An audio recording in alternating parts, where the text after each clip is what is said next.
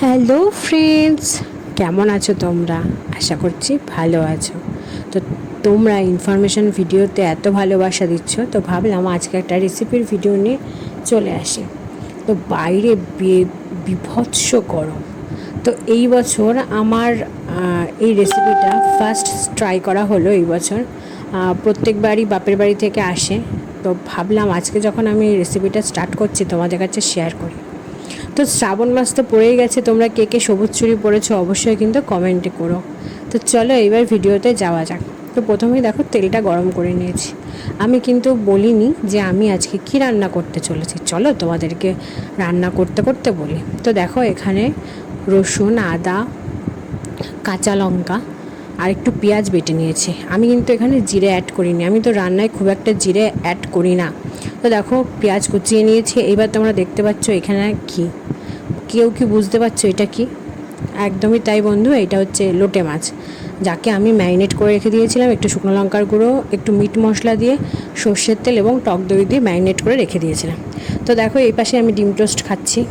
মানে যখন নিজের জন্য খাওয়া হয় না তখন পরিপাটি করে গুছিয়ে আর খাওয়া হয় না, কিন্তু বাড়ির সবাইকে যখন দেয়া হয় তখন তাদেরকে পরিপাটি করে দেওয়া হয়। তো চলো প্রথমে দেখো সর্ষের তেল দিয়ে দিয়েছি, সর্ষের তেল আর সাদা তেল মিক্সড করে দিয়েছি, এবং দেখো পেঁয়াজটাকে দিয়েছি, অনেকটাই ভাজা ভাজা হয়ে গেছে।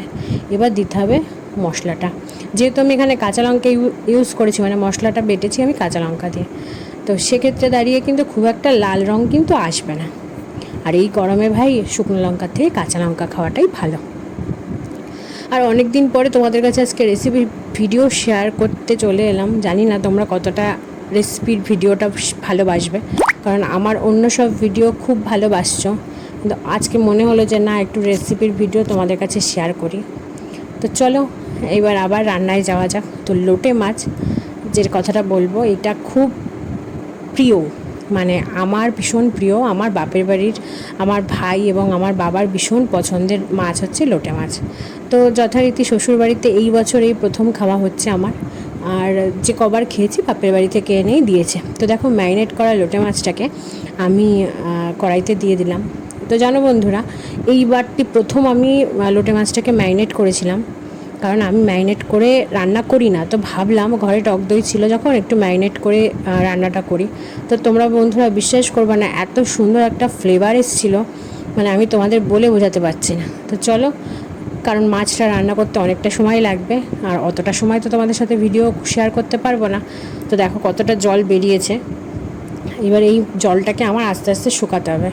তো দেখো জল প্রায় শুকিয়ে এসেছে, আর যেহেতু গ্যাসটা একটু জোরে দিয়েছিলাম বলে কড়াইয়ের নিচটা একটু লেগে গেছিলো। তো তোমরা দেখতেই পাচ্ছ আজকের রেসিপিটা কী হতে চলেছে। একদমই তাই, আজকে হচ্ছে লোটে মাছের ঝুড়ি। তো তোমাদের কার কার এই মাছটা খেতে ভালো লাগে অবশ্যই কিন্তু কমেন্ট করে জানিও।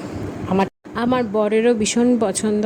তো আমি আবার নিয়ে আসবো লোটে মাছের ফ্রাই বা লোটে মাছের বড়া, তোমাদের কাছে একদিন শেয়ার করব।